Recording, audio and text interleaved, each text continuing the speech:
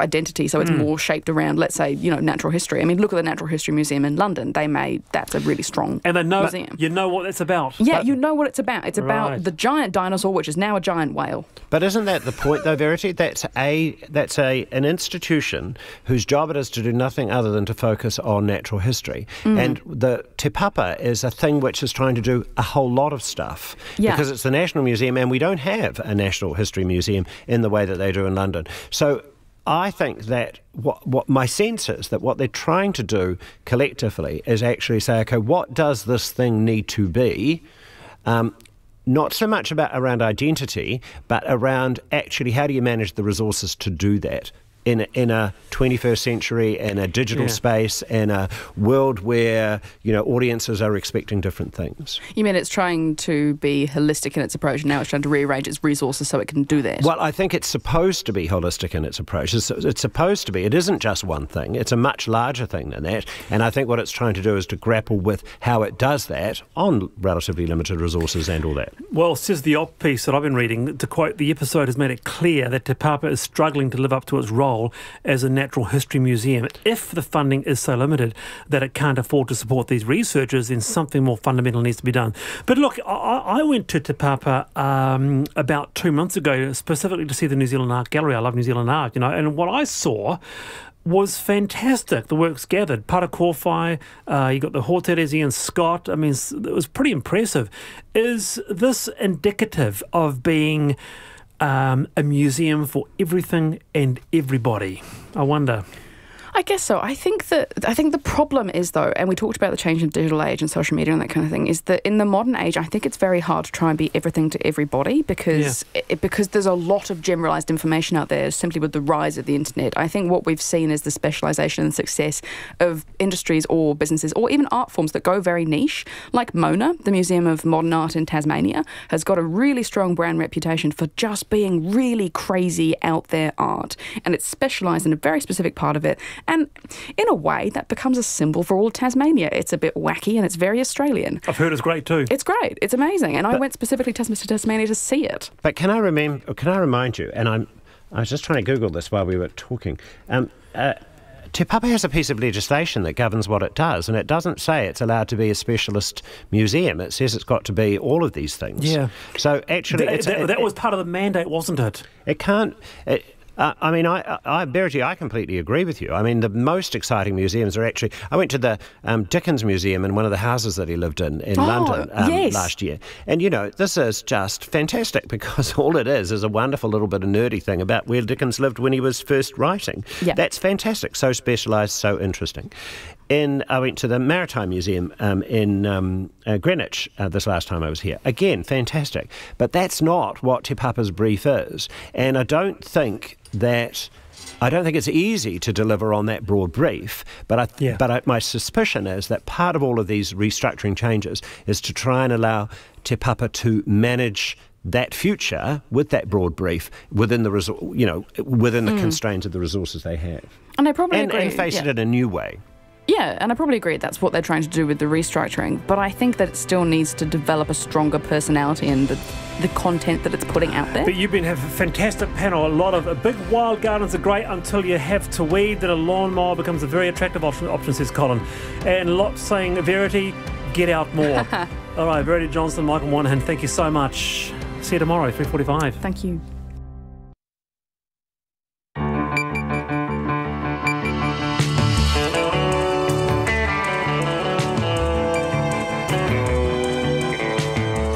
Whakaronga mai koe ki te reo irirangi o Aotearoa. This is Checkpoint on RNZ National. I'm Lisa Owen. On tonight's programme, in his own words, serial rapist Malcolm Rewa tells the jury in his murder trial he was having a secret sexual relationship with Susan Burdett, who was found beaten to death in 1992. In a first, Otago University students get the chance to test their illegal drugs before they take them this orientation week. Supersized cremations. If you weigh more, should you pay more? And why our reporter got kicked out of a Christchurch rest home where the residents are apparently not dying fast enough. And who is responsible for the cruel killing of the little miniature horse Star? Don't forget, you can check us out on Sky Channel 83. RNZ News at 5. Kia ora, ko Susana Leia tawa tēnei. A second potentially damaging fruit fly has been found in Auckland. It's a different species to the one found in Devonport last week. Jordan Bond reports. A single male Fascialis fruit fly was found in Otago in South Auckland late yesterday. The Ministry for Primary Industries says the fly is a native of Tonga, where it badly affects crops of capsicum and chilli, but seems to be less harmful to other fruit and vegetables. MPI is restricting fruit and vegetable movements in the area where the fly was found and is setting more traps. It has found only one of the flies so far, and there's no indication it has established itself. The Minister for Biosecurity, Damien O'Connor, says it's disappointing, but the agency's response has been successfully tested before. But he says they can't be too careful. The fly could significantly harm our $5.5 billion horticulture industry if it's not contained. This is Jordan Bond. Serial rapist Malcolm Rewa has told a court he was having a secret sexual relationship with Susan Burdett when she was killed. Rewa is on trial at the High Court in Auckland, accused of murdering Ms Burdett, who was clubbed to death in her Papatoetoe home in 1992. He has already been convicted of her rape, but juries in 2 separate trials couldn't decide if he murdered her. Today, he told the jury in his 3rd murder trial, Ms Burdett was a friend and he had nothing to do with her death. You know, all the years that I've been coming to court for this, nobody ever asked me about the friendship we had. All they were worried about was finding somebody to blame for her murder. Malcolm Rewa told the court he and Ms Burdett shared an ecstasy pill before having consensual sex the night she died. The stabbing death of a children's miniature horse in Otago is one of the worst cases of animal cruelty the SPCA says it has heard of. 10-year-old Star was stabbed more than 40 times about midnight on Sunday in Waitati. He died overnight after succumbing to his injuries.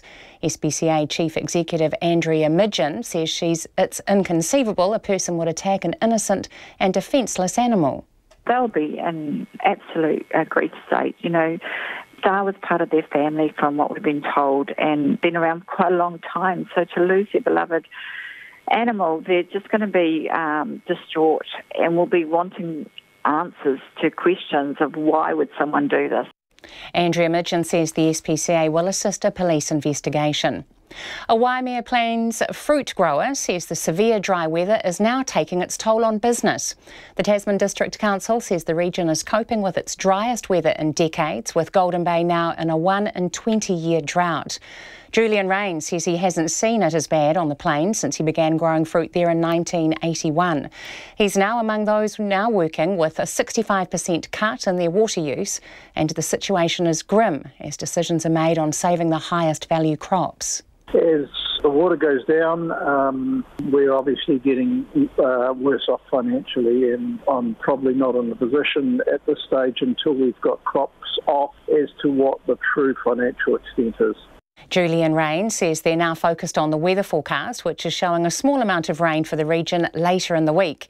A civil defence state of emergency was extended by a week this afternoon. The Hastings District Council is considering whether it should charge more for large people to be cremated. A proposal to add an extra $200 to the cost of a cremation if a sealed casket weighs more than 150 kilograms will go before the council on Thursday. The chairperson for the New Zealand Cemeteries and Crematoria Collective, Shelley Angus, says although Hastings is the first council to consider the new charge, it's not the only region facing the problem. At the moment, this issue has been raised purely because Hastings is the first local authority to look at this and look at their figures and the way that their cremations are running at a loss currently. And if it wasn't Hastings, it would be another local authority who would be doing it and looking at it, because unfortunately that's the way that the population is going. Shelley Angus says an oversized cremation can take double the time of a standard cremation. Fire and Emergency are battling a large house fire in the Auckland suburb of Kingsland. Emergency services were called shortly before 4 this afternoon to a house fire on New North Road. Motorists should expect delays with New North Road closed between Morningside Drive and Sandringham Road. And State Highway 2 in Wairarapa is closed after the Turkey Red Greytown Country Hotel caught fire just before 3 p.m. The fire is now under control, but firefighters are continuing to damp down hotspots. It's 5:05. The All Blacks and Hurricanes' first five, Beauden Barrett, has gone into bat for his troubled former teammate Julian Savea. The former All Blacks winger is refusing to walk away from French club Toulon, despite club owner Mourad Boudjelal saying Savea has been released and isn't welcome anymore. Boudjelal heavily criticised Savea for his most recent performance at Toulon, calling for Savea to be DNA tested, as he doesn't believe they got the player they signed. Several of Savea's former All Black teammates have come out in support of him. Among them is Barrett, who says players are entitled to expect better. You'd hope so, especially for their own players. It certainly doesn't happen here. I'm supporting Jules and wish him all the best. He's a great player and I'm sure he'll bounce back in no time. Beauden Barrett. The Warriors coach Stephen Kearney has no interest in re-signing halfback Shaun Johnson should he be forced out of the Cronulla Sharks. Johnson joined the Sharks late last year on a 3-year deal after the Warriors granted his shock request for a release from the final year of his contract. But Cronulla are under scrutiny for a salary cap breach by the NRL, and media reports in Australia suggest the Sharks could be forced to let Johnson go to get under the cap. Kearney has emphatically ruled out any possibility of Johnson returning, saying that ship has well and truly sailed. Labour splits abroad. You don't join a political party to spend years and years fighting the people within it. National hangs tough for now. The government of the day does the best when people feel best about themselves. When do people feel best about themselves? Well, it's when they're on holiday, when they're going to barbecues. And Huawei on call waiting. New Zealand will take a position that's in our own best interest. In the public interest. Morning Report with Susie Ferguson and Guy Aspinall, weekdays from 6. Then on 9 to noon, the Electricity Price Review releases options to try to even the playing field for consumers. And after 10, Russian feminist protest punk rock group Pussy Riot, who are on their way to New Zealand. Join me, Catherine Ryan, on 9 to noon after Morning Report on RNZ National. Now the short forecast from Met Service to midnight tomorrow. Northland, fine at first, a few showers developing this afternoon. Auckland and Coromandel, fine today, cloud increasing tomorrow with the odd shower from the afternoon. Waikato to Wellington, including Bay of Plenty and the central high country, fine apart from morning and evening cloud. Patchy drizzle about eastern Bay of Plenty and northern Taranaki tomorrow morning. Gisborne to Wairarapa, fine weather. Nelson, Marlborough and Canterbury, fine with some high cloud, a chance of a shower inland in the north tomorrow afternoon. Bulla, cloudy periods and a few showers. Westland and Fiordland, periods of rain, easing tomorrow and clearing about Fiordland. Heavy falls and thunderstorms in the south today. Otago and Southland, occasional rain, heavy in Southland overnight, clearing early tomorrow and becoming fine. And the Chatham Islands, cloudy, light showers from tomorrow afternoon. It's 8 minutes past 5.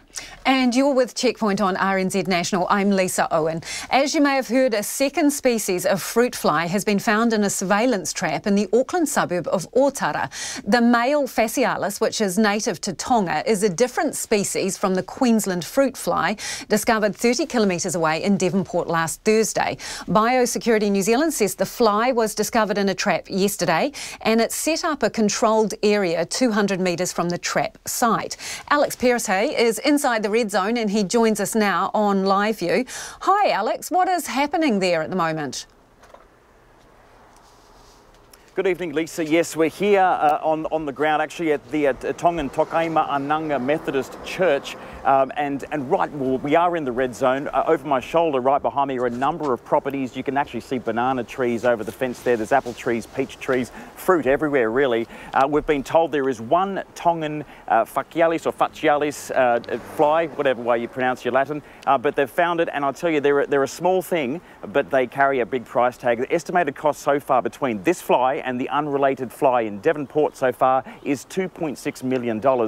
Not as much as that level 2 situation that happened back in 2015 with the 14 flies in Avondale, which cost us about $16.1 million over a 10 or 11 month process. Biosecurity New Zealand, as well as Ministry of Primary Industries, hoping that that's not going to be the case at this time. However, we did seem to be the first on the scene. We've spoken to people here at a preschool, as well as people in those houses over my shoulder, and they haven't heard anything yet. But we do believe that here in the red controlled area, Biosecurity New Zealand bins will be delivered, and those signs will be going up fairly shortly.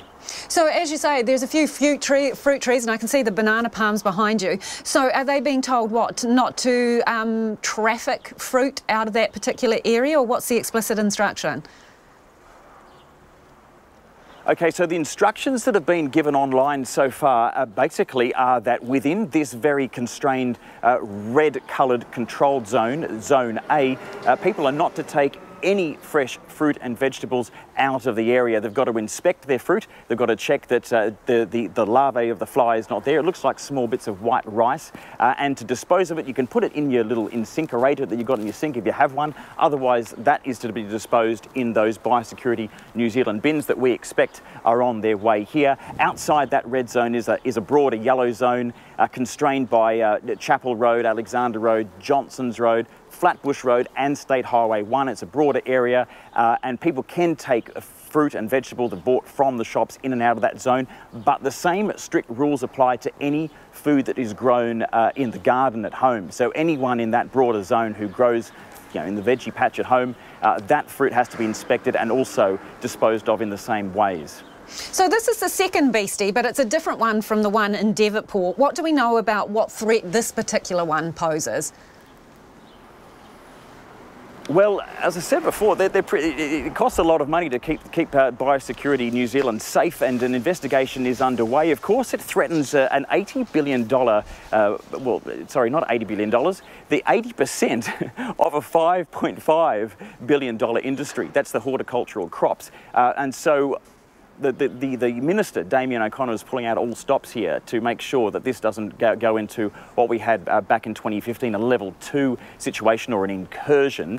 He'll be here on site 9 a.m. tomorrow morning, sending those messages out. But the message at the moment is do check your fruit, and the Minister's saying that an investigation will be launched. They're already, remember, investigating fruit that comes in via cargo. Now they're going to be investigating fruit that comes in, or the biosecurity in the air, as well as cruise ship passengers. So that investigation has widened out. We're yet to find out, Lisa, whether you'll be slugged in the future more than that $400 for trying to smuggle in the banana as you come home to Aotearoa.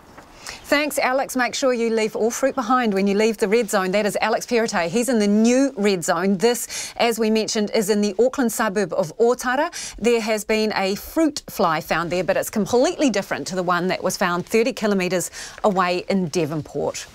Tensions flared in court today as Malcolm Rewa took the stand for the first time in his third murder trial.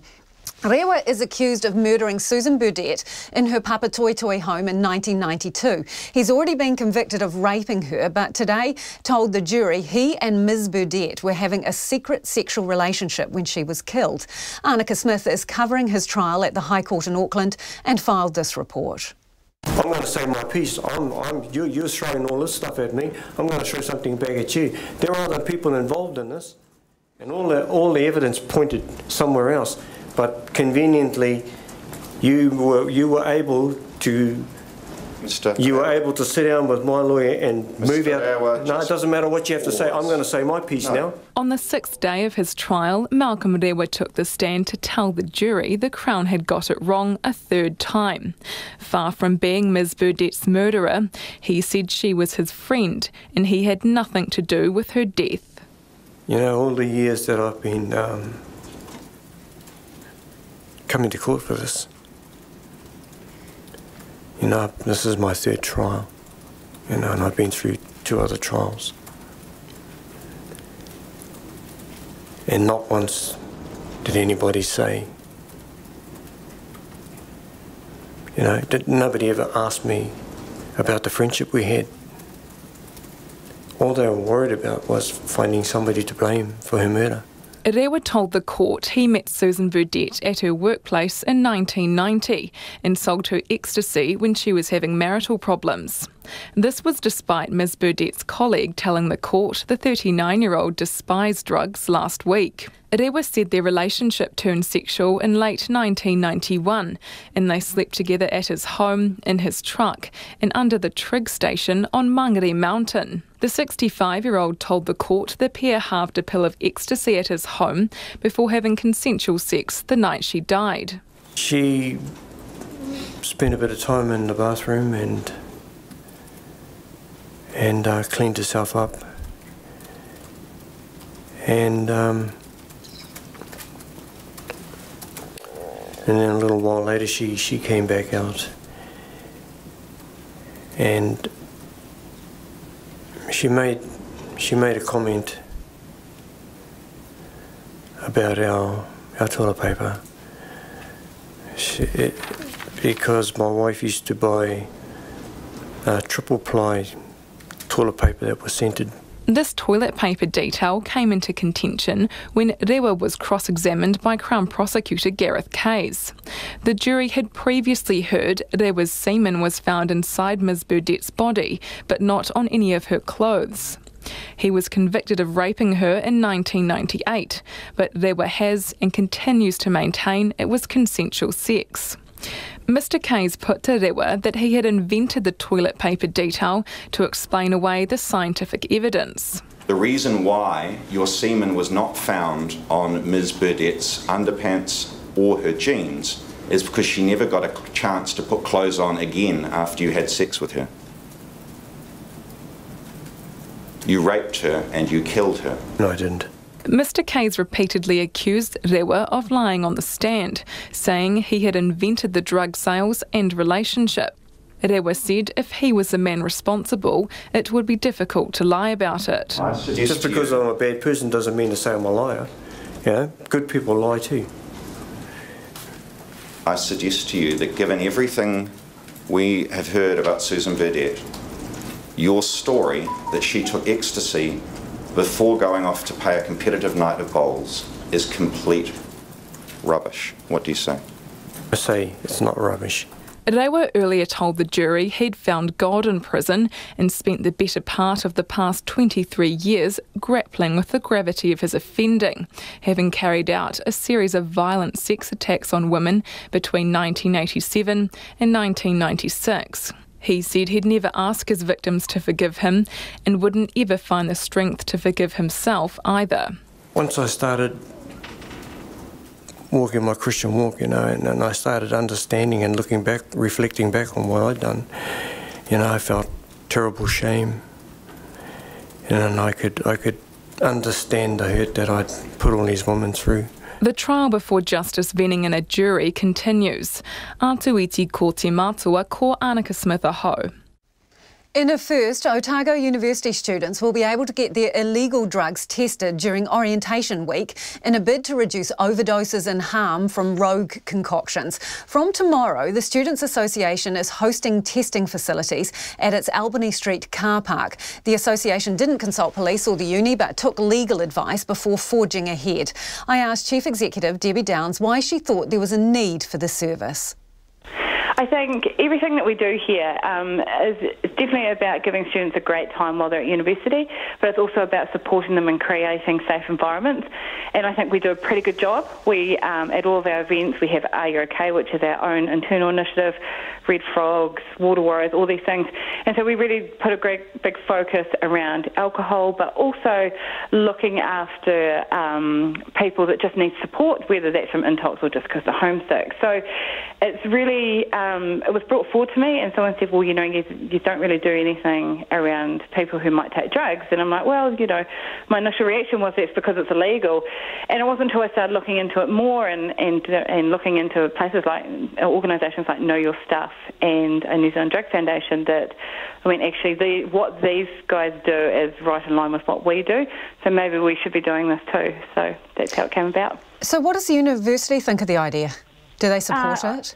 Obviously, you have to talk to the university. We are completely independent from the university. But did you have any discussions with them when you thought of doing this?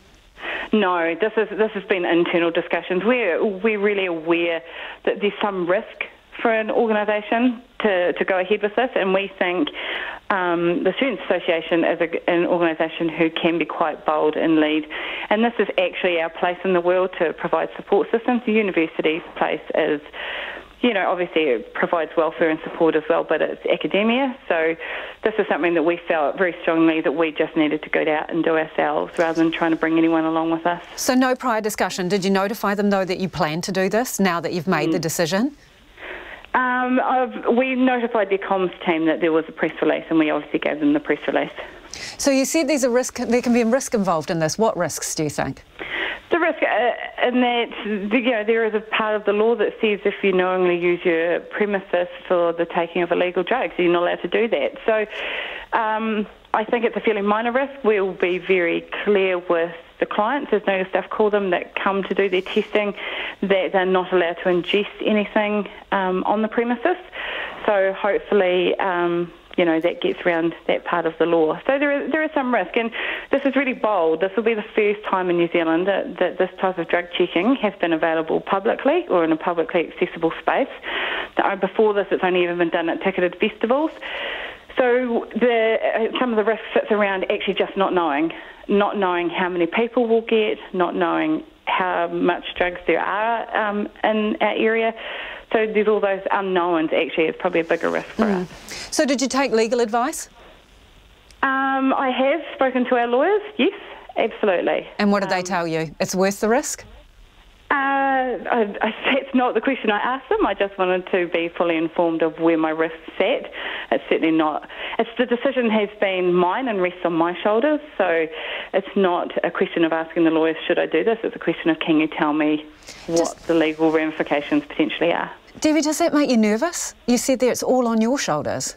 Yeah, a little bit. I know I have great support from within the Students Association, and certainly the President and the Student Executive really support this. And OUSA is well known for our safety initiatives. So yes, I'm a little nervous about it, but I still think it's the right thing to do. From a harm prevention standpoint, it fits in with everything else we do. And I think it's really important. Sometimes someone just has to be brave and bold and get these things kick-started. So it's going to be in a car park, right? That's where they can bring their drugs to be tested. Why that spot? Why did you choose there? Partly because it's ours. We own that building and that car park, so there's no. It's not like we're trying to do it in the middle of university campus, which would have required me to go and ask their permission, which was, it's not something that we wanted to do. It's also It's easily accessible for people. It's easy to find. It's a distinct space, so it's not in the middle of a great big field. So it's quite a secure space, if you like. So, and it's the building that it sits behind is actually quite a well-known building, so it should be relatively easy for people to find. Do you have any undertaking from the police that they will stay away and let you just do your thing here? No, the police will do what they need to do on the night, and that's obviously for police to comment on. So have you spoken to the police?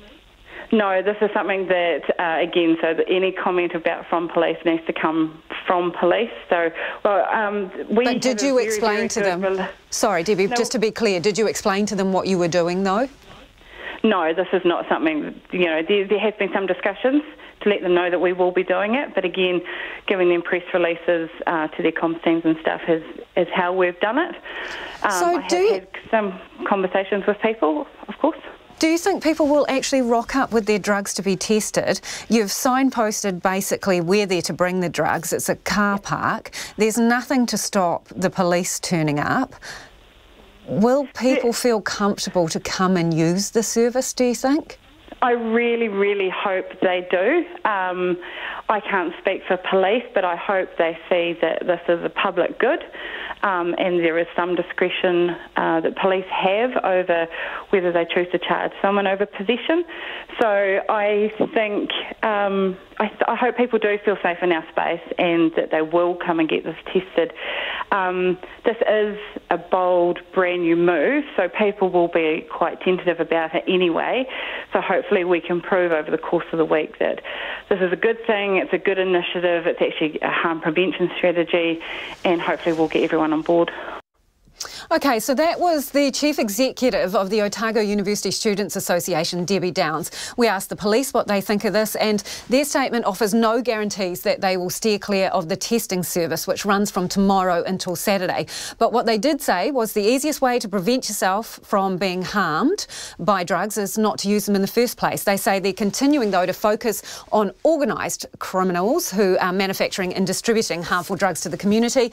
And they say the Policing Act does allow them to apply discretion in dealing with drug matters, but possession and use of illicit drugs is illegal, and prosecution remains an option to prevent harm and keep people safe. As for the university, they have released a statement as well. They say that the testing is not taking place on their grounds and that it doesn't endorse the use of illegal drugs or the drug testing initiative, but they have no plans to interfere. We'd be really interested to know what you think of that. Is it a bold and progressive move, or does it send a bad message? Get in touch with us all the normal ways. You can tweet us at Checkpoint RNZ, Facebook us, Checkpoint RNZ, or you can email checkpoint@rnz.co.nz. And don't forget, you can text in on 2101 and tweet us at Checkpoint RNZ. It is 5:25. A decision that could see some long-term residents of a Christchurch retirement home turfed out is being described as bloody disgusting. Residents of the rest home at Rewa Retirement Village have been told that there aren't enough beds for all of them in a new home that's being built, and some are going to have to move out.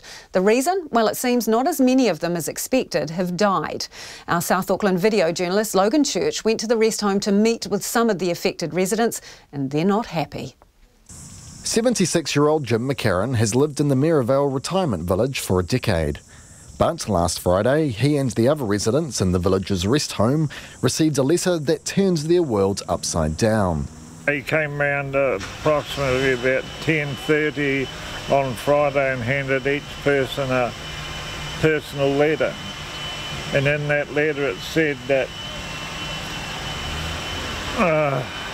because the new facility doesn't cater for enough beds, there's 102 people for 47 beds. I feel badly let down. It's believed the move comes as the village looks to open a new rest home building with fewer beds. They had to go through a process of having interviews with people to decide who was going and who wasn't. And that leaves residents like Jim, who uses a wheelchair, in a tricky situation. He has until April the 1st, 6 weeks, to find other accommodation. He initially thought it was an early April Fool's joke.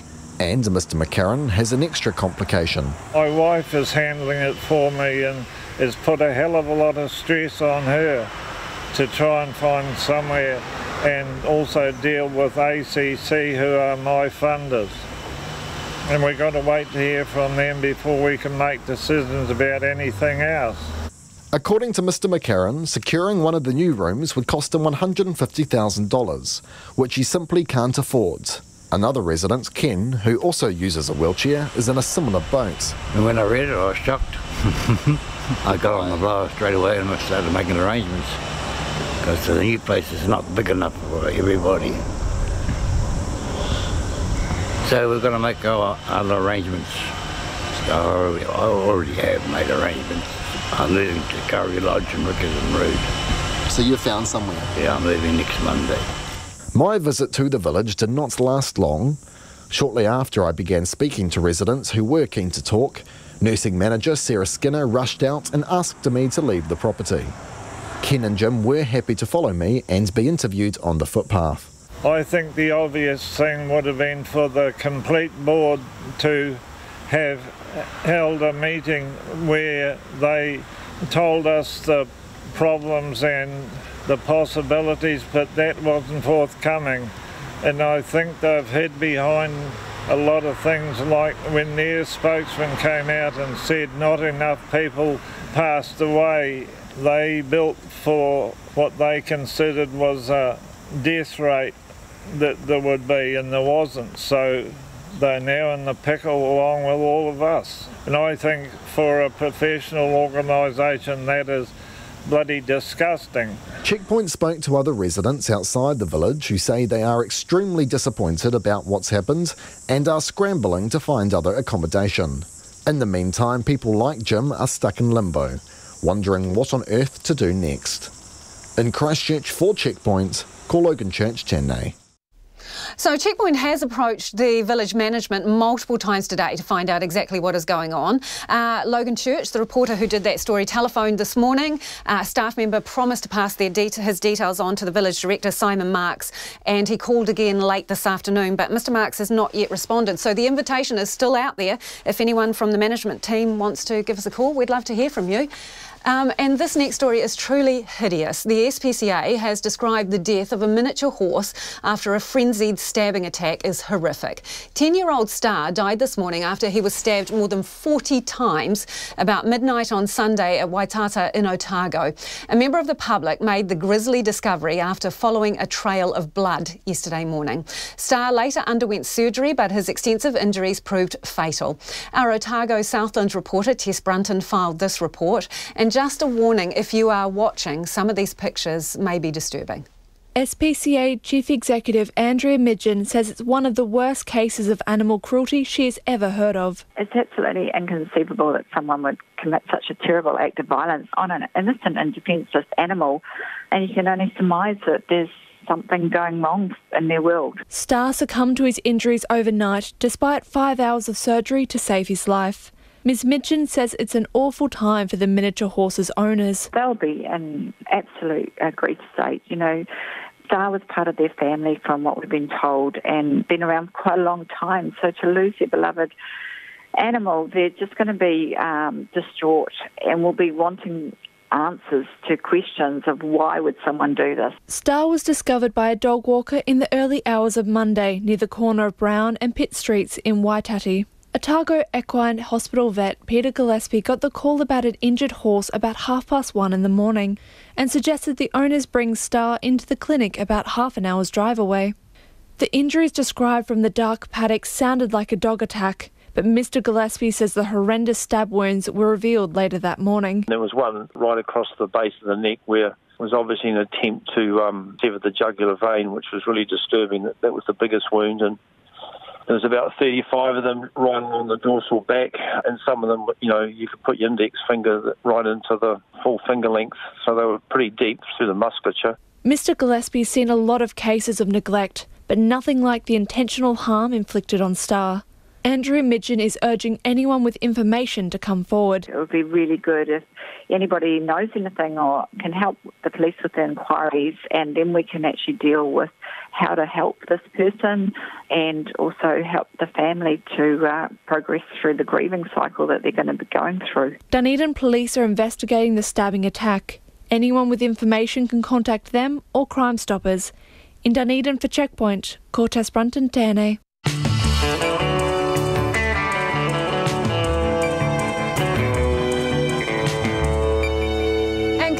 On Checkpoint on RNZ National, should supersized cremations attract a supersized price tag?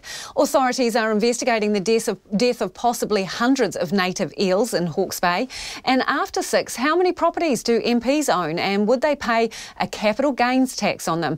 Love to hear from you, so don't forget you can text us on 2101, you can tweet us at Checkpoint RNZ and Facebook us at Checkpoint or email checkpoint@rnz.co.nz. But let's go to Susanna with the headlines. Another controlled area has been set up in Auckland after the discovery of different species of fruit fly. The male Fascialis fruit fly, which is native to Tonga, was found in surveillance trap in Otago. The Ministry for Primary Industries has set up a controlled area 200 metres from the discovery site. Fruit and vegetables, apart from leafy and root vegetables, are not to be taken out of the control zone.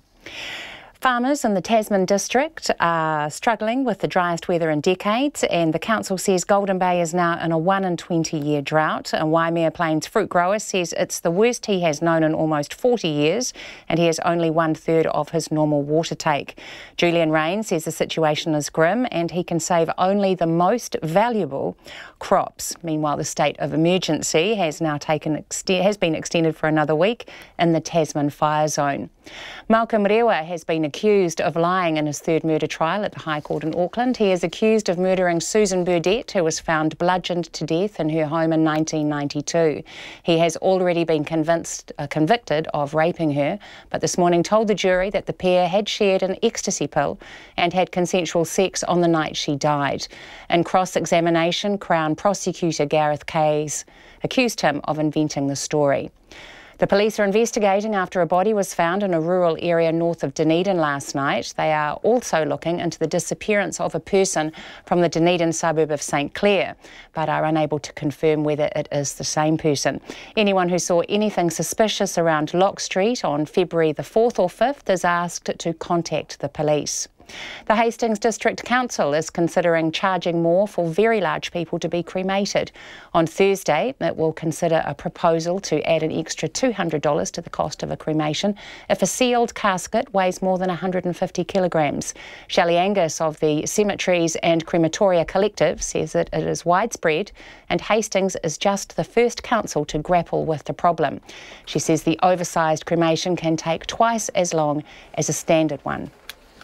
We'll have, those are the headlines, and we'll have the next news at 6. Thanks, Susanna. Let's turn now to business news with Nona Peltier, who's joined us in the studio. NZME, annual profit, what's taken a bit of a dive? NZME, actually, yeah. Just saying. NZME. Yeah, NZME. That's a media company. They have radio stations, ZB, and they, of course, own the New Zealand Herald, which is their flagship publication. Yeah, their profit was down 44%. To $11.7 million. Now, it's not a great result on the face of it, but the chief executive, Michael Boggs, wasn't, he thought it was pretty good, actually, on I know you're looking at me with this book. Because the revenue, the downturn in the revenue wasn't as bad as it has been in past years. So they seem to have almost found a floor with print and radio advertising. Both were down overall, but digital was up. Not enough to offset the print and radio, which is the bulk of their revenue. But look, it was encouraging, and considering media has really struggled to find revenue growth and to turn a profit, it's not just this particular company. And they have high expectations. They're going to create a paywall in front of their premium content. Right. They've also found success with their product called One Roof, which is a real estate listing. Competes with others. They're saying that's also doing quite well. So they're going to continue to invest there. But, you know, the market wasn't that thrilled about it. Their share price fell more than 8%, down 4.5 cents to 48.5 cents. So not a huge encouragement there from the market. But look, you know, let's see what happens. They're going to introduce this new premium content behind the paywall from the second quarter. What about Heartland Bank? It is apparently, cashing in on changes to the way people are banking? Yeah, that's the whole fintech space, but not just fintech. It's sort of things like Harmony, you know, where you do peer-to-peer lending. Yep. They have an investment in that. They also have, they're offering reverse mortgages as well. So that's where you basically... That's interesting. Yeah. Yes, well, they used to be popular some many years ago, but they've returned. So they offer a product in that area. They also have, other things such as finance for business, cars, and livestock. You know, so they're an alternative lender, so to speak, but still a bank. And a reasonably profitable one. They had a modest lift to $33.1 million, which is up a couple of $1 million on last year. Their forecast for this year is about $2 million down on their earlier guidance, and that's because they're going to continue to invest for growth. They reckon it's worthwhile. And so, overall, their lending book grew 11% to $4.2 billion. That's quite a lot, isn't it? And any other ups and downs on the market? Well, their share price fell 1.5%. That's 2 cents down to $1.32. Overall, our index was down nearly 0.25%. That's 21 points down to 9,224. Now, of course, the U.S. market is closed for a holiday, and the market overall has been a bit subdued. And our dollar is trading at 68.3 U.S. cents, 96.1 Australian, and 52.9 pence. Thanks, Nona. That's Nona Peltier with your business wrap. Charging more to cremate oversized caskets is inevitable as New Zealanders get larger, a funeral industry body says. A proposal to add an extra $200 to cremate an oversized person will go before the Hastings District Council on Thursday. Emma Hatton reports. A standard cremation takes about 2.5 hours, whereas an oversized cremation can take double that, up to 5.5 hours. In December last year, the Hawke's Bay Crematorium Committee started looking into charging more for oversized cremations after it realised it was struggling to recoup its costs. The chairperson for New Zealand Cemeteries and Crematoria Collective, Shelley Angus, says while Hastings is the first council to consider the new charge, it's a reality felt around the country. At the moment, this issue has been raised purely because Hastings is the first local authority to look at this and look at their figures and the way that their cremations are running at a loss currently. And if it wasn't Hastings, it would be another local authority who would be doing it and looking at it, because unfortunately that's the way that the population is going. To be considered oversize, a sealed casket would weigh more than 150 kilograms. Ms Angus says while only a small portion of the population meet that threshold, in Hastings it's about 3 to 4%, numbers are on the rise as more people opt for a cremation over a burial. Cremators, particularly older cremators, are only fit for a certain size of casket, and when you get a casket that is over 900 wide, you end up having to have larger cremators, more expensive cremators to be able to take those people. She says some cemeteries already charge oversized people more. It wouldn't be uncommon for a cemetery to charge an extra $200 or $300 more for digging a plot which is oversized, because they have to get more equipment in, and it also is a higher risk of the plot collapsing, so they have to take more precautions in terms of health and safety on the site. Wellington Funeral Director Fiona King says New Zealanders are getting larger, and it's not just funeral directors and crematoriums feeling the impact. She recalls a conversation she had with nurses who were caring for an oversized patient. Their feedback was, you should have larger vehicles, you should have larger trolleys. Well, the problem is that if we have larger trolleys, they can't actually fit through standard doorways. So there's a whole sort of series of issues and problems that come with looking after someone who is chronically oversized. Ms King says while she hasn't had to adjust her pricing yet, it's a reality that the funeral industry will need to adapt and make changes in order to stay viable. The Hastings Council will consider the proposal at a meeting on Thursday. It says the cost increase was needed to cover increased maintenance, utilities and operating costs, and Hastings' basic cremation fee of $600 was in the low to mid-range compared to other councils. For Checkpoint, Emma Hatton. Nelson, Tasman is struggling with its driest weather in decades, with Golden Bay now in a 1 in 20-year drought. The district's already ailing farmers and growers are in some areas operating on about 30% of their normal water allowances for irrigating crops. In urban areas like Richmond and Mapua, gardens have dried up due to the total ban on watering. Meanwhile, the state of civil defence emergency will now be extended a further week as firefighters continue to battle the Tasman fire. Our reporters Tracy Neal and Jonathan Mitchell are on the ground and filed this update.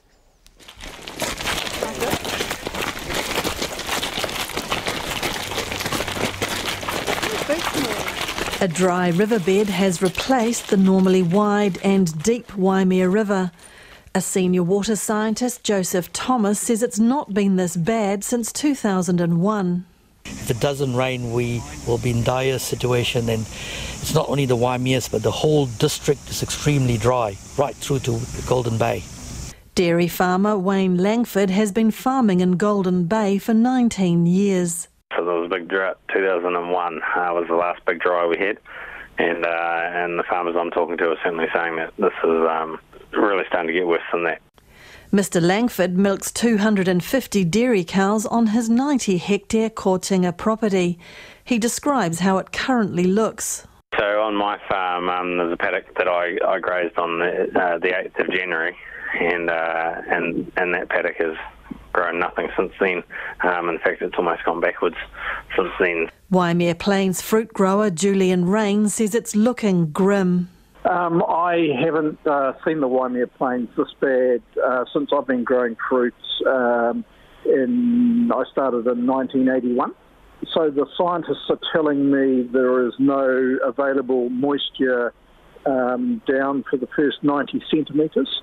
What that means is that only those crops with a root system longer than that are able to get water from the ground or from irrigation, but that's now been cut to drastic levels. And as of yesterday, we've only got 35% of our consented take. So we're under extreme pressure here. And now some of the groundwater in coastal areas is under threat from salt water getting into the aquifers with the current king tides. The Tasman District Council has used emergency powers to build a bank across the Waimea River to try and stop seawater getting into freshwater supplies. The head of Tasman's Dry Weather Task Force says the gravel bund is merely buying them some time. Dennis Bush-King says if it doesn't work, then water restrictions tougher than the 65% cut already in place for some are on the way. I'm hopeful that will perhaps slow things down a little bit. We might be able to stay at 65% for another week. If the salt comes up the river, it can spread out, and if we're not careful, it can get into the underground aquifers. Mr Bush-King says numbers are being crunched now as to the economic impact it's having. Julian Rain says it's already beginning to bite. He says as the water cuts have worsened, they've had to consider which crops to save. We've tried to match water availability with the best paying varieties that we've got. As the water goes down, we're obviously getting worse off financially. And the dry weather is not restricted to Tasman. It's starting to cause pain across the top of the South Island. The Nelson City Council, which has banned the use of garden sprinklers, aims to increase its supply of water to Tasman from 800 to 2,000 cubic metres of water a day. The Mayor, Rachel Rees, says public access to a number of reserves remains closed due to the fire risk. And I just really do encourage Nelsonians to be extra vigilant. As we've seen, it's one small spark can really start quite a significant fire. Right now we need the resources focused on this fire here, not being diverted into other risk areas. Ms Rees is also encouraging Nelsonians to voluntarily cut water use. The Civil Defence state of emergency has been extended by a week in the Tasman region due to the wildfires which began 2 weeks ago. The Civil Defence Controller, Roger Ball, says the risks remain and firefighters will be on the ground for some time. In Nelson, Tracy Neal. It is about 13 minutes away from 6. I'm Lisa Owen and you're with Checkpoint on RNZ National. Do get in touch and let us know what's on your mind. You can text us on 2101. You can tweet us at Checkpoint RNZ or flick us an email, checkpoint@rnz.co.nz. Authorities are investigating the death of possibly hundreds of native eels dumped on a riverbank in Hawke's Bay. During the Hawke's Bay Regional Council's routine flood control work, diggers cleared tons of mud from agricultural drains, but they appear to have also scooped up the eels in the process. The Ministry for Primary Industry stepped in after locals complained and posted a video of the dead eels on Facebook. Here's Hawke's Bay reporter Anusha Bradley with the story. So this was dumped by a truck who had brought it from the other side of the river. This is dumped by Kick. Oh, you can smell them, eh? He's alive. Just alive, eh? Yes, they come out. You get them in the water.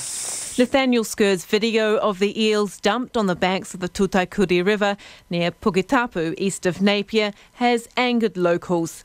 Mr Sker says he was shocked at what he found. There was just a huge pile of mud, which I'd estimate to be between 3 and 6 tons of mud. The closer you got, the clearer it was that there were just dead eels around the size of about 30 centimetres, just everywhere around the area, and also you could see them, they were trying to escape from the mud, so they'd obviously cooked in it. I was shocked to begin with.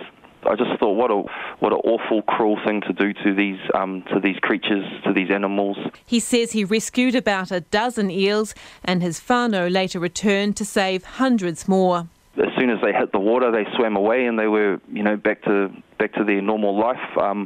I wish that we had time to do more, and that we'd had more people there to help us get more. But I understand my cousin, he had saved about 300 to 600 that afternoon, so they'd been going all day. Hawke's Bay Regional Council spokesperson Chris Dolly says the council's been clearing mud from drains with slotted diggers for years, which acts like a sieve, allowing eels to escape if they're caught up. Quite an unusual number of eels in this particular episode, and there are steps in place to minimise the impact on eels, and obviously in this case that wasn't enough, and we need to do more. The Director of Environment and Natural Resources for Ngāti Kahungunu Iwi, Naio Tiuka, says he was appalled to learn of the practice and the council may have broken the law. Recreationally, each individual is allowed to take 6 eels a day. In this instance, it's over 6 eels, and they don't have a customary permit to take over that amount, nor is there a commercial permit to harvest eels. He says there are ways to stop eels being hurt. Like use electric fishing to clear the area of eels or any native species, which is a standard practice. I believe they're going to divert a stream for other major projects like road realignment. MPI's Fisheries Manager Mike Green says the incident is concerning and they're looking at whether the council had an appropriate permit. We get a lot of these sort of incidents where groundworks, the transmission gully, for example, is going ahead at the present time. When they're aware that there is fish or eels of that type, they can get what's called a special permit to remove those eels. We're just making checks at the moment on a number of factors in relation to that, and we'll likely speak to the council and to the worker himself. Emeritus Fisheries Scientist Don Jellyman says the ecological impact of removing so many eels from a single place could be significant, and as they're very slow growing, it could take a decade to replace them. The Regional Council says it's investigating alternative methods and all drainage work is halted until a review is carried out. In Napier for Checkpoint, Anusha Bradley. To the UK now, where the Labour opposition is in crisis following the departure of 7 MPs who say they hope to set up a new party. Listing a host of complaints about the party and how it's being run, the MPs are warning there will be another wave of defections if party leader Jeremy Corbyn does not move towards a second referendum on Brexit and commit to taking more steps to root out anti-Semitism from the party. Corbyn loyalists derided the MPs as fringe figures who were out of touch with the public. But Labour's deputy leader, Tom Watson, has told Jeremy Corbyn the party must change direction or face a worsening split. I confess I feared this day would come, and I fear now that unless we change, we may see more days like this. The departure of our colleague poses a test for our party. Do we respond with simple condemnation, or do we try and reach out beyond our comfort zone and prevent others from following? The identity of this party must be tolerant, multicultural, generous and welcoming.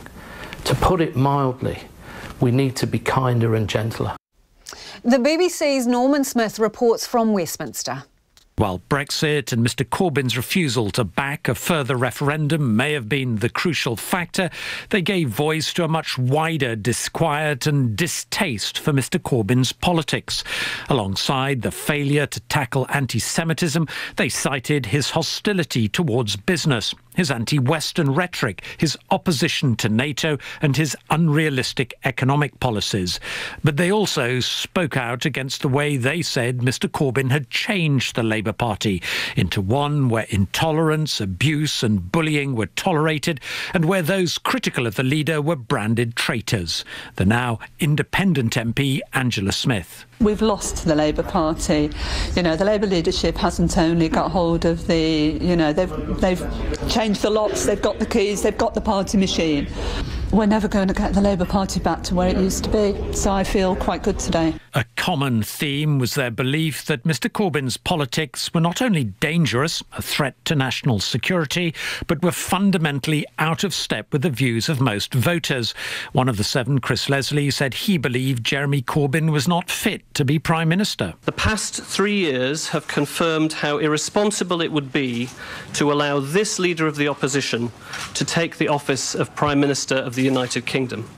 Many people still in the Labour Party will privately admit this to be true, but we owe it to our constituents now to say it publicly and honestly. Their hope is that their stand will appeal to those centre-ground voters who feel politically homeless, alienated by Labour's tilt to the left and the Tories warring over Brexit.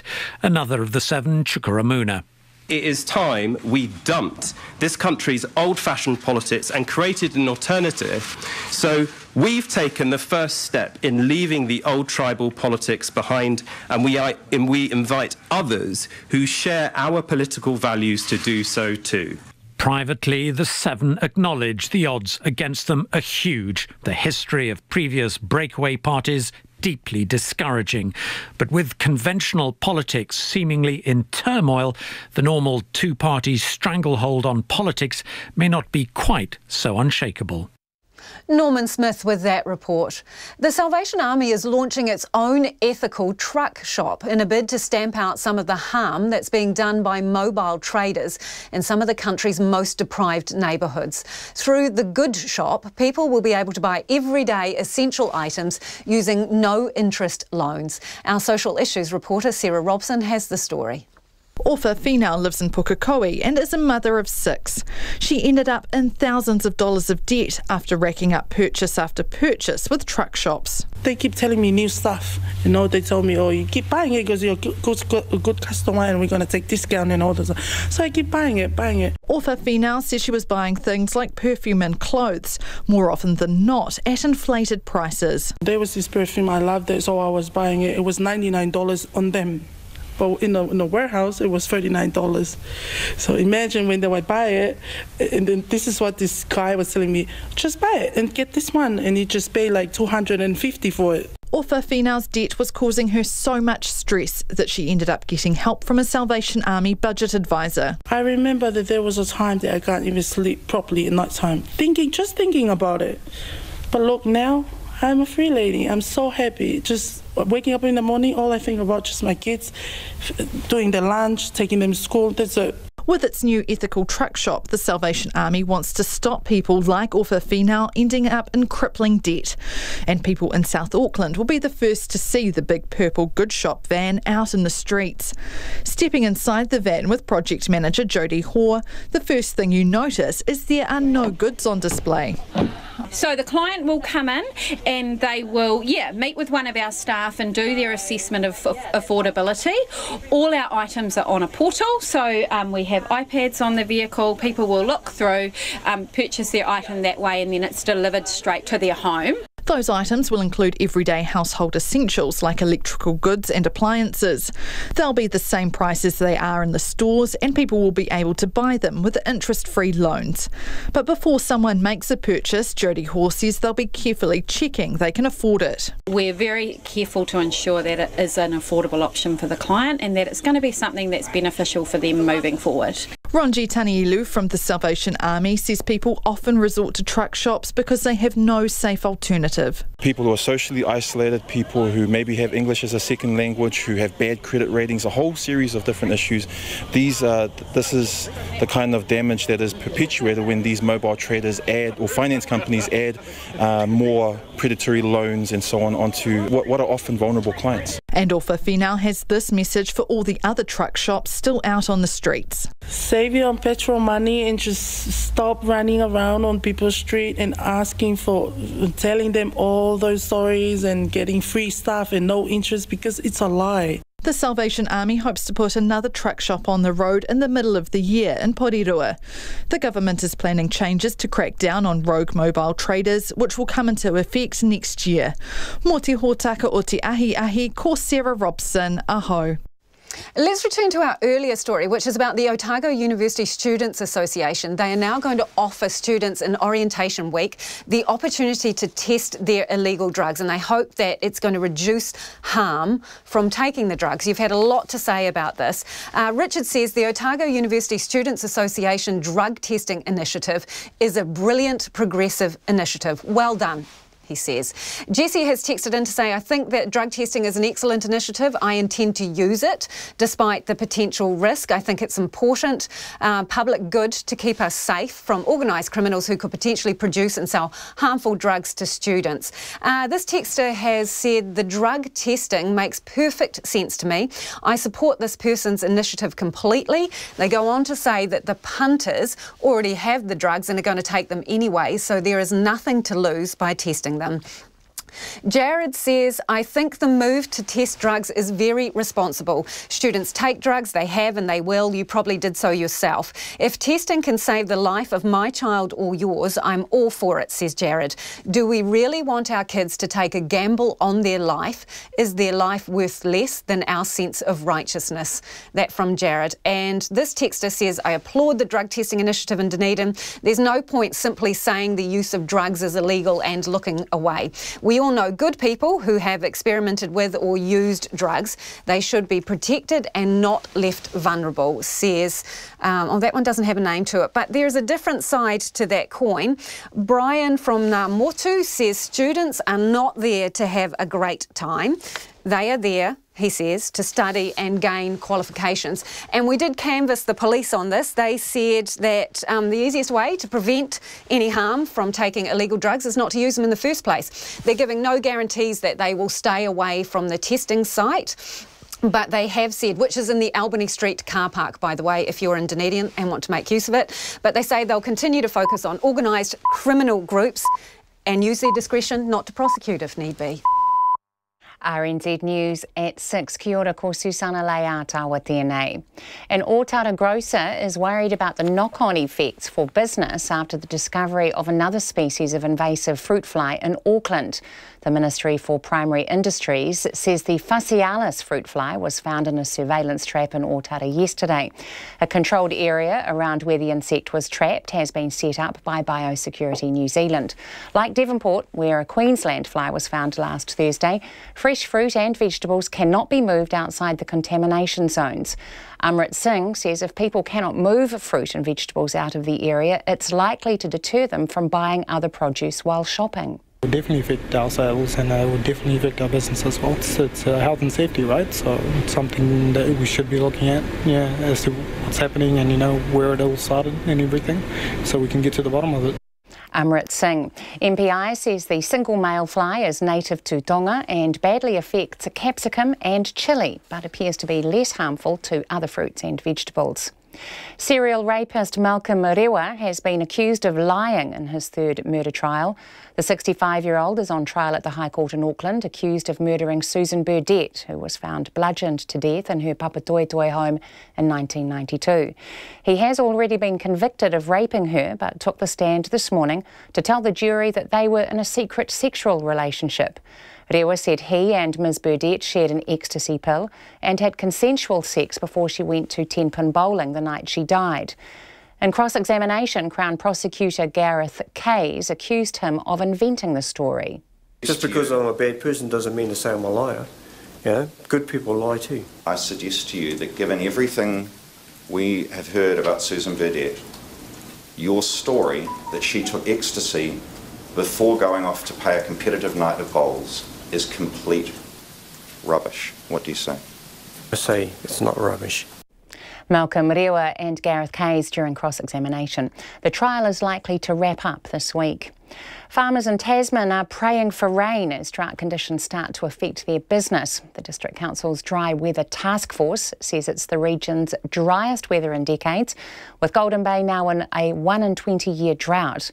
A Waimea Plains fruit grower, Julian Rain, is among those now working with a 65% cut in their water use. He says it's the worst conditions he has experienced since he began growing fruit on the plains in 1981. A small amount of rain is forecast for the region later in the week.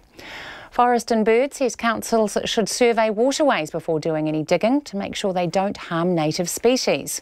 Hawke's Bay's Regional Council is under fire after hundreds of eels died when a digger clearing an agricultural drain scooped them up and left them on a riverbank. The council says it has been clearing mud in this way for years, but all drainage work has been halted while a review is carried out. Forest and Bird's Annabeth Cohen says many councils carry out such work without any thought of the effect on wildlife.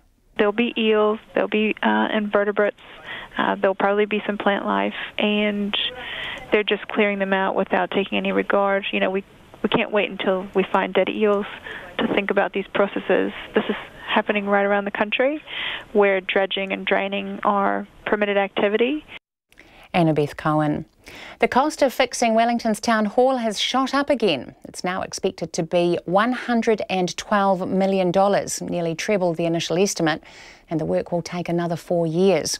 When it was first closed in 2013, the cost of making the hall earthquake safe was put at around $43 million. That figure later jumped to $60, then to $90 million. The City Council's Chief Executive, Kevin Lavery, says it's a very complex and risky project. Despite all of the preparation and homework that has been done, we know that the final price will be higher than the tender price. Once construction begins, we will inevitably find some things we didn't find when we did our pilot testing. Kevin Lavery. Councillors will discuss the new figure at a meeting next week. 16 American states are seeking legal action to stop President Trump from using emergency powers to get funding for a border wall. The coalition of states, including California and New York, argue that it's Congress, not the President, that controls the purse strings in the US. As correspondent William Denzilo reports, these legal proceedings are expected to be bitterly contested.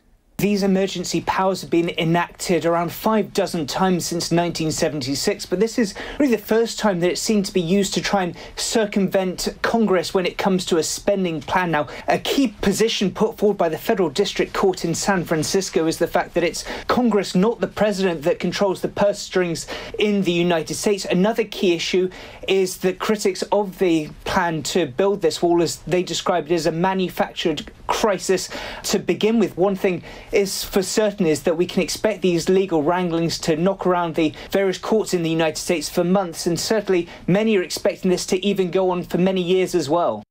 William Denzilo reporting. Martinborough has had its first day of clear water after fixing the system which led to an E. coli bacterial contamination nearly 3 weeks ago. A boil water notice has been in place since February the 1st. The town needs to have 3 days of clear water before the notice can be lifted. The last day of test results will be available on Wednesday evening, which means that if results continue to stay on track, the boil water notice will likely be lifted by Thursday. It's 6:06. The Warriors coach Stephen Kearney has no interest in re-signing halfback Shaun Johnson should he be forced out of the Cronulla Sharks.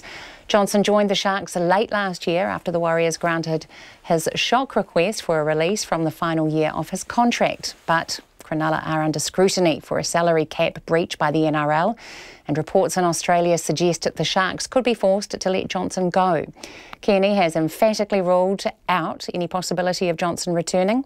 Meanwhile, Kearney is close to signing a 3-year extension that will make him the equal longest-serving coach in the Warriors' history.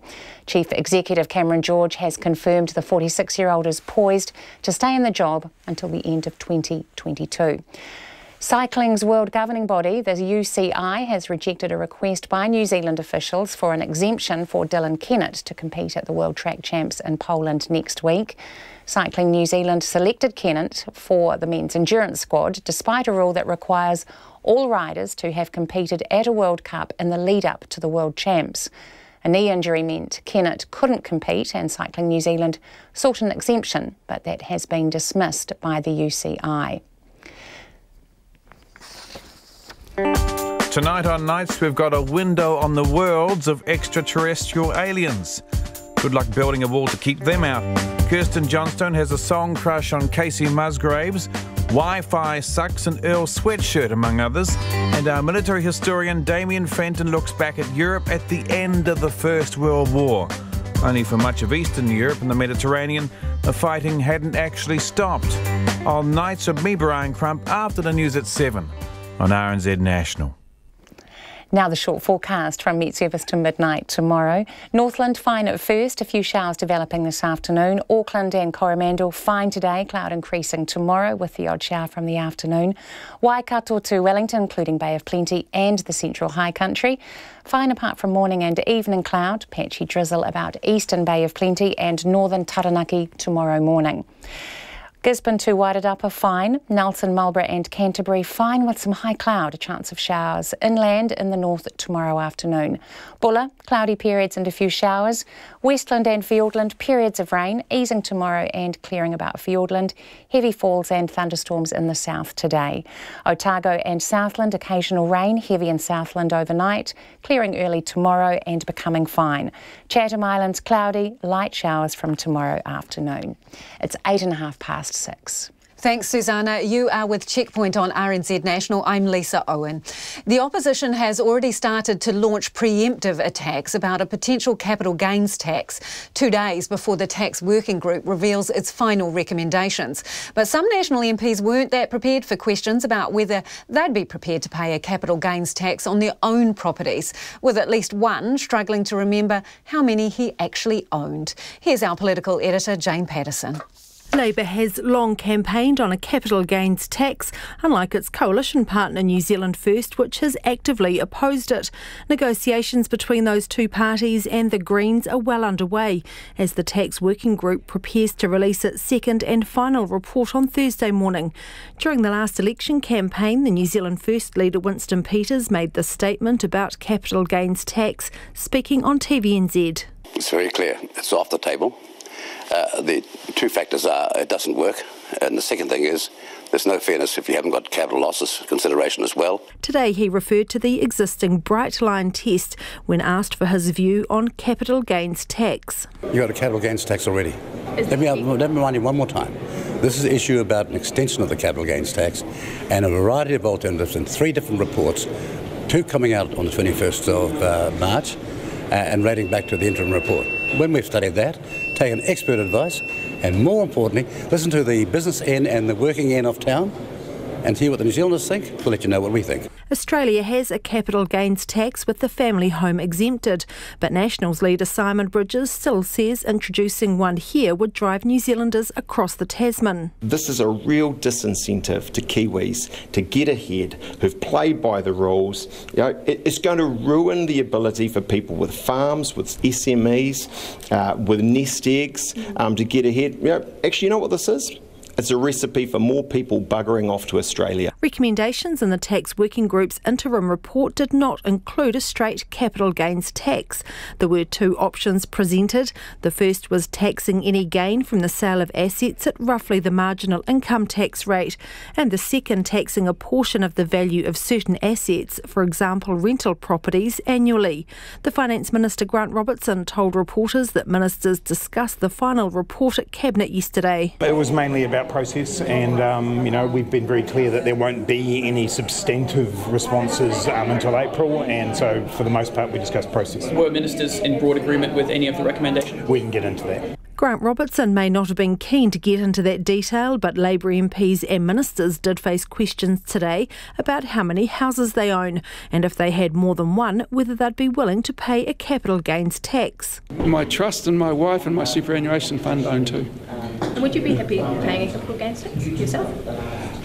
Sure. I mean, for me, the tax system has, as the Minister of Revenue, it's about fairness, balance and integrity of the system. I've got a family home and I've got a rental property. I've got an interest in my father's property as well. So you'd be comfortable paying a capital gains tax on any profit earned from the sale of any of those properties? If that's what the final government proposal is, yes, I would. The same question was put to National MPs. I own a couple. I have my Wellington apartment, I've got my electorate office, we've got a house, I've got a wee holiday home, and my husband's a farmer, so we've got land. That's not a surprise, it's been in my pecuniary returns. But capital gains tax isn't about property. It's about shares, it's about small businesses. How many properties do you own? In trust, 3 or 4. Would you be happy to pay capital gains tax on any of those? Would I? Would I have to go and have a look at that ultimately? But the intention was not to buy them to make a capital gain. If you do buy something in New Zealand with the intention of making a capital gain, you have to pay tax on it already. Is it 3 or 4? Do you not know how many properties you own? No, I'd have to go and check right now on the declaration. Do you think most New Zealanders know how many properties they own? You'd have to go and ask most of them. The final recommendations of the tax working group will be made public at 11 o'clock on Thursday. And while Grant Robertson will give an initial response soon after that, it will be several weeks before he confirms the government's final proposal, with any changes not due to come into force until after the next election. From Parliament for Checkpoint, Jane Patterson. It's 2 weeks today since the massive Tasman bushfires first broke out, and on Thursday, the first people who fled their homes will finally be able to head home. But many of them are returning to properties that have been dug up and in some cases left unable to be farmed because of damage caused by firefighters battling the blaze. One property has had about 6 kilometres worth of tracks bulldozed through it. Those tracks are about 30 metres wide. Earlier I spoke to the Tasman Mayor, Richard Kempthorne. He told me landowners want to know who's going to pay to repair the damage. But the $320,000 that's in the Mayoral Relief Fund won't be enough. People aren't home yet. There's still about 80 houses that are returning for the first time home after 2 weeks this Thursday morning.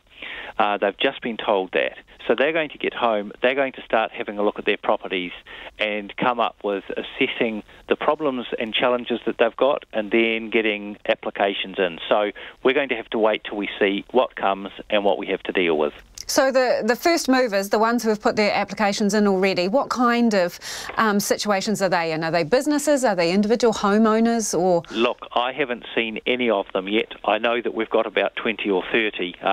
You just have to realise that there's all sorts of chaos been going on, but it's going to start to settle down now.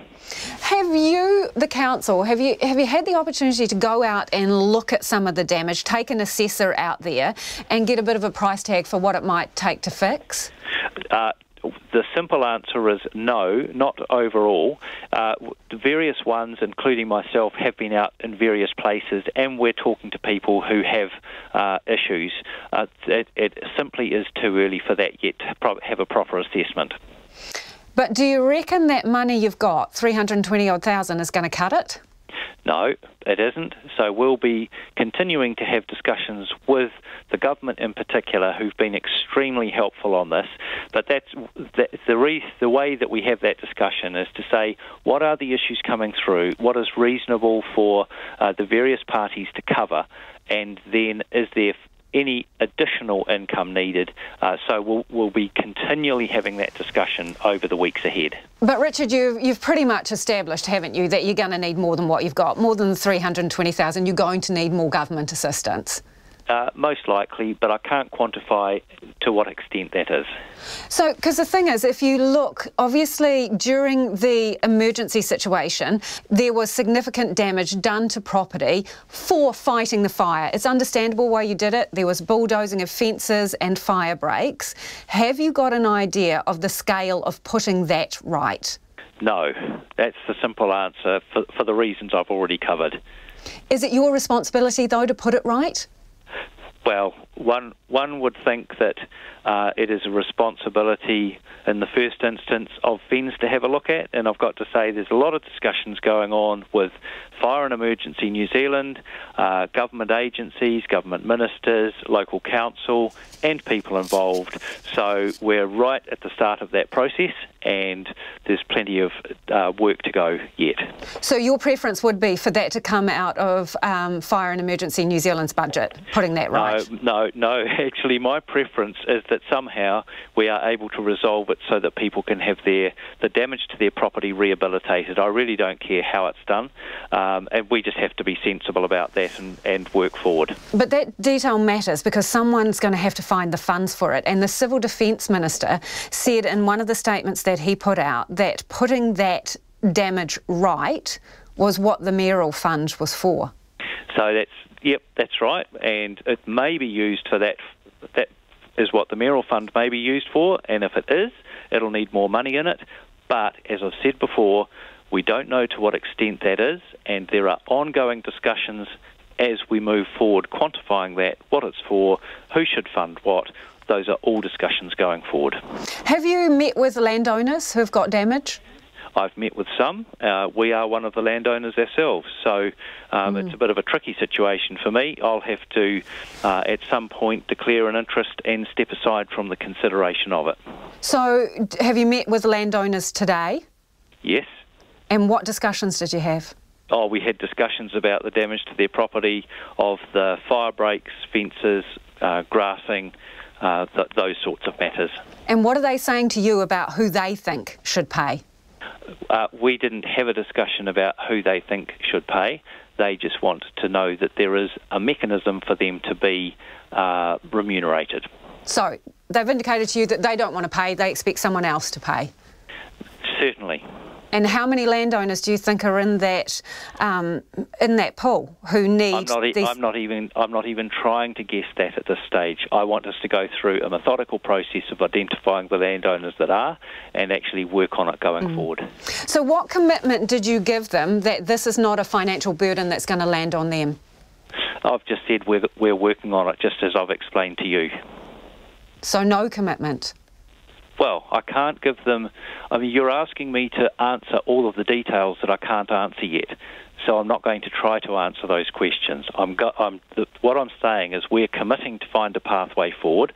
We haven't found it yet. That's work to be done. I understand that you might not know exactly where the money's coming from, which bit's from where, but can you at least give them an assurance that it is not a cost that they will have to pay? Look, I'm sorry, I've actually answered as honestly as I can the questions you've given me, and that is where we're at. There's just a huge amount of work that's going on trying to control the fire, putting the fire out, giving people access to their homes, and the repatriation of their land is one of those issues that we're at the early stage of resolving. Richard, let me put it another way then.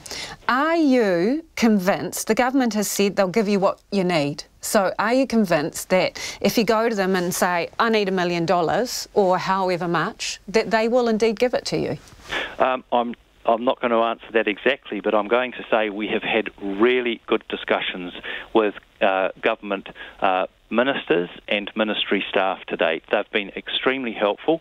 I don't think that's going to change. I'm expecting to have a very constructive conversation going forward as we resolve this issue.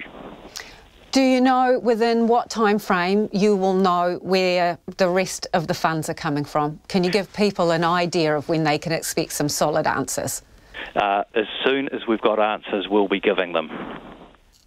And that was Tasman Mayor Richard Kempthorne with the latest there on the Council's response to the Tasman fires, including the Mayoral Relief Fund. The cost of earthquake strengthening the Wellington Town Hall has ballooned by more than $20 million. The cost and length of time it will take to fix the hall, which has been closed since 2013, was revealed by the Council's Chief Executive today. Next week, councillors will be asked to approve more funding for the project. Laura Dooney explains. Today, Council Chief Executive Kevin Lavery briefed media on the latest on the Town Hall, saying the cost of fixing it has swelled to $112 million. He says work will start next month and take 4 years. When the project was first announced in 2013, it was expected to be open again by 2017. Mr Lavery says the project has always been extremely challenging and was made more difficult by the Seddon and Kaikoura earthquakes. We will be retrofitting base isolators and new foundations to a building that is 114 years old. It sits on reclaimed land with 60 metres to the bedrock, and much of the engineering work underground will be done underwater, under the water table. This was never ever a project for the faint-hearted. Kevin Lavery says the council knows the final price will be higher than the $112 million tender price. Once construction begins, we will inevitably find some things we didn't find when we did our pilot testing. And the base isolation and foundation design may need to be adapted based on that new information. He says the council will be asked next week to approve a contingency budget to cover those costs as they come up. But how much money is to be in the fund will be kept quiet for commercial reasons. Wellington concert promoter Phil Spray used the Town Hall often before it closed. I've had conferences in there, exhibitions, I put boxing in there, I've even had bananas and pyjamas. So I've had a fair few shows covering right back to the early 70s in the Town Hall. Phil Spray says having the Town Hall closed for so long has left a huge gap in the city, with fewer shows in Wellington recently. With its capacity of 1,500, it caters for a lot of shows, comedies, good musical events, things that aren't necessarily the big spectaculars, but are no less important to the culture and the well-being of the city. Councillors will be asked to approve the extra funding for the Town Hall at a meeting next week. In Wellington, for Checkpoint, ko Laura Dooney tēnei. Well, two delicious-looking Cooney Cooney pigs are in the market for a new home. The babes are at the New Plymouth District Council pound after being found wandering along a residential street about a month ago. But the council's animal control coordinator, Carl Austin, says no one's come forward to claim them yet. We got a call literally of two pigs walking down an urban street in New Plymouth. No one knows who they belong to. They were literally walking down the street off on a mission. So my ACOs from council came out and had a look, found them, put them into the back of a ute and took them to the NPDC pound with the hope that someone was out there looking for them, but as of today, no one has. So when you say they were just having a womble down an urban street, I mean, what sort of street was it? Where, you know, there are cars about? Residential street. They decided wherever they came from, they wanted to explore the world beyond their pen, wherever that might be. What can you tell us about them? They were wonderful little Cooney Cooney pigs. They're both sows. They're tan with that black spot on them. I mean, if the listeners go to the New Plymouth District Council Facebook page, I'll see these pigs. The media team has put together this great post, and they're in pig. It's a pig palace for them. We've created. My team have really looked after them. In fact, it'd be hard for us to let them go at this rate. When you describe them, you say they're caramel with some darker brown spots. They sort of sound like chocolate chip cookies or something equally as tasty. I understand Cooney Coonies make great bacon and sausages. Oh, no, you can't do. No, they'll be pets. They'll be inside the house and you'll be scratching their tummy. They'll be your self-made compost bins. No, you can't. They can't. They have to live out their life. I'd hope in a lovely place where people can give them scratches and look after them. So, Carl, do you think they were someone else's pets at some point? Oh, they would have had to have been, because they're not feral. They're very friendly. We just cannot work out where they came from, and no one has come forward to report to us here at MPDC if I'm missing them. Because presumably you'd know if two pigs had gone off travelling the world, you would realise that, wouldn't you? So it kind of sounds like it sounds like they've just decided to have a walkabout. But it also sounds like they might be unwanted, because you would notice, wouldn't you? Oh, I would think, but we want them, we love them.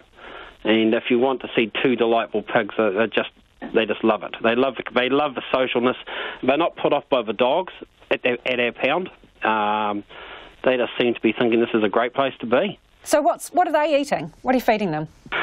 Well, we're feeding them by getting the highest quality pig nuts, as well as they're getting stuff from our cafe here at the council, scraps, and so they're getting everything they need. They won't want to leave. In the world. You're not going to be able to get rid of them. We don't want them to leave. we can't have them forever. But look, I'm sure there must be either if there's no one out there that wants them, as in they used to belong to them, we don't want them anymore, then we've got a huge lineup of people wanting to adopt these pigs. Vegetarian people who want to adopt them. I have to be a vegetarian. What about their personalities, Carl? Can you tell us a little bit about their personalities?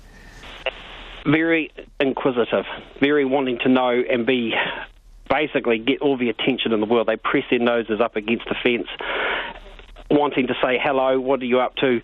We want to come with you. They can't get out of where they're at, you see. We've actually put a stop to that, so they can't escape. So whenever we get out to the pound, we're often out there.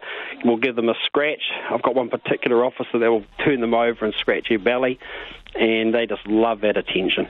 So if the owner doesn't come for them, you are looking for a foster family, someone to adopt them, is that right?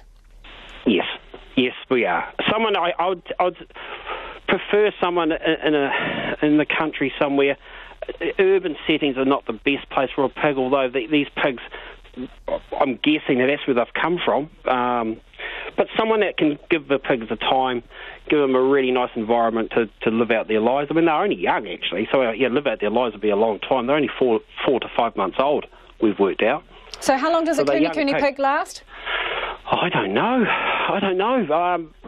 Quite a while. I'd say quite a while. If they're given all the food they need and there's no stress in their life, they could live a long life, a long, happy life. Okay, but no butchers need apply. No, definitely not. We'll be checking. We'll be checking on the properties to make sure before we release our delightful little pigs. Someone might have seen them before. If not, then register your interest, and then we'll obviously get them to the best home we can find. You really should go online to our website or Facebook page and check out their two cute little chubby Cooney Cooney pigs. And if you want to save them from the butcher's shops, they may need someone to adopt them. So you can get in contact with the New Plymouth District Council Pound, or you may know who actually owns them. They were found wandering around about a month ago.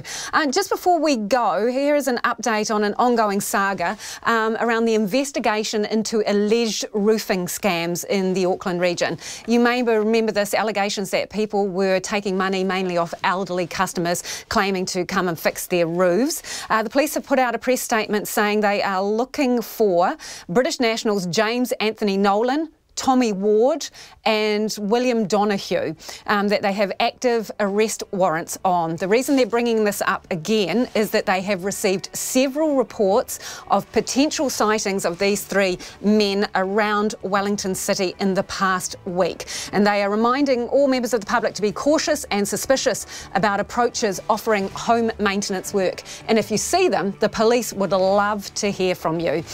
That is Checkpoint for this evening. Thank you so much for joining us, whether you were listening on radio or watching on TV or catching up online. And you can see our stories from today at radionz.co.nz/checkpoint. We'll be back tomorrow. RNZ News headlines at 6:30. Good evening. The Auckland suburb of Otago is facing a ban on the movement of fruit and vegetables following the discovery of a Phaceolus fruit fly in the city last week. A Queensland fruit fly was trapped in Devonport. The Otago University Students Association will provide a drug testing service during orientation week in a bid to reduce the harm caused by illegal drugs. And a Waikato farming company and its director have been convicted and fined $116,000 for unlawfully discharging dairy effluent. Those are the headlines. Our next news and weather will be at 7. RNZ National, with a fresh take on the day's news at 10 every weeknight with Karen Hay. Mr. Wren, the founder, made a comment: we would never ever harm individuals or other countries. Including the latest national and international news from the RNZ News team. Shane Jones says it will be helpful to have more